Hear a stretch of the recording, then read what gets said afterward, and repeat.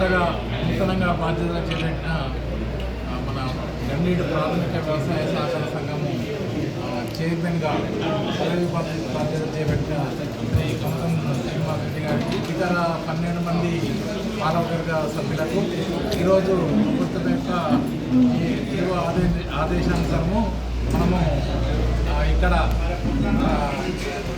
Nominated ఇంతకుముందు elections ఉంటుంటే అట్లా కాకుండా ఎలక్షన్స్ అనేది చాలా గందరగోళ పరిస్థితి దారితీస్తుంది. ఒక మంచి పాలకవర్గతోటి ప్రభుత్వము ఒక ఆలోచన చేసి 13 మంది సేమ్ తహసీల్దార్ గారు పోయిన ఏ విధంగా ఉందో ఆ విధంగానే ఉంటుంది ఈ పాలకవర్గము. అదే టర్మ్స్ అండ్ కండిషన్ అన్ని విధులు అన్ని బాధ్యతలు అన్ని రకాల హక్కులు ఈ పాలకవర్గానికి ఉంటాయి. మీరు భవిష్యత్తులో ఈ పాలకవర్గము ఈ గండీడు యొక్క ప్రాథమిక వ్యవసాయ సంఘము వ్యవసాయ సహకార సంఘము గండీడు మరియు మండలకు చెందింది. భవిష్యత్తులో ఎమ్మెల్యే గారు కూడా ఒప్పుకోవడానికి ప్రయత్నం చేస్తుండ్రు.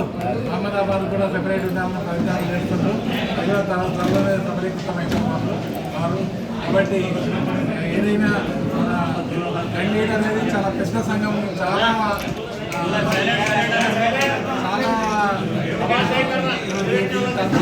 పెద్దది. రైతులకు మంచి సేవ చేసే పొటెన్షియల్ ఉంటుంది.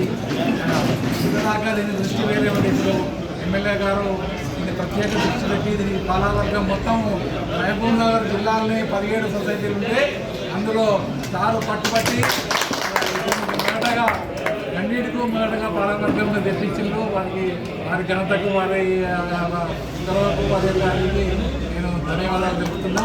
అట్లే ఇక్కడ నూతనంగా ఎన్నికైన పాలకవర్గం కూడా సొసైటీ అనేది రైతులకు సేవ చేసే సంస్థ ఇది. కాబట్టి ఒక బాధ్యతతోటి ఈ సొసైటీని డెవలప్ చేయాలి.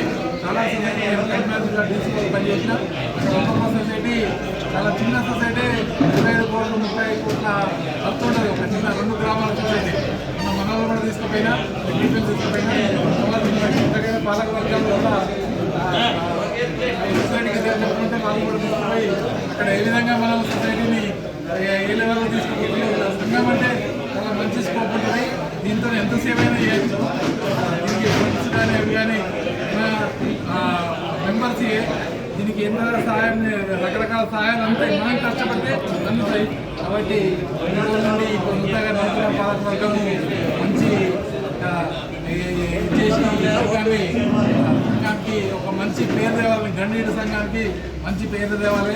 మన గౌరవ ఎమ్మెల్యే గారికి కూడా మంచి పేరు తేవాలని ఆశిస్తూ నమస్కారాలు తెలియజేస్తూ ముగిస్తున్నాం.